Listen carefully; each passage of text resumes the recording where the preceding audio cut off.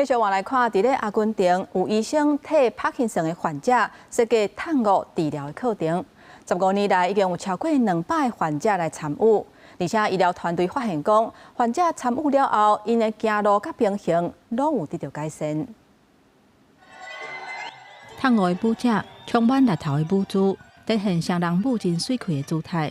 这个为阿根廷来的舞蹈，主要的技巧是爱控制舞步，还有专注舞盘的动作。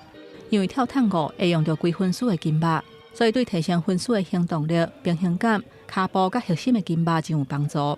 这个优点嘛，互首都拉莫斯梅西亚病院的医疗团队找到灵感，为帕金森患者设计探戈治疗的课程。Porque va a encontrar un montón de herramientas en su vida, en su cuerpo, en su baile. Se va a dar cuenta que sí puede y no de lo que no puede hacer.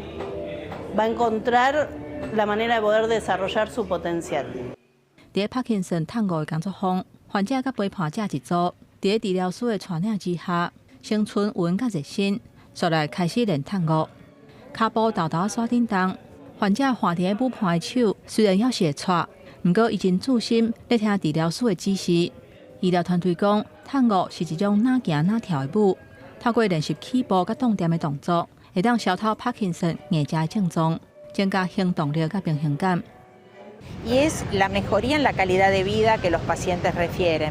O sea, cómo utilizan estrategias del taller para su vida diaria, para mejorar las actividades cotidianas. Y creo que 这个跳探戈治疗工作坊成立到今已经15年，有超过200个患者参与课程。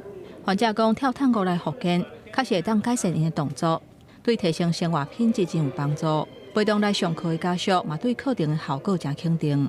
公司新闻张淑芬编译。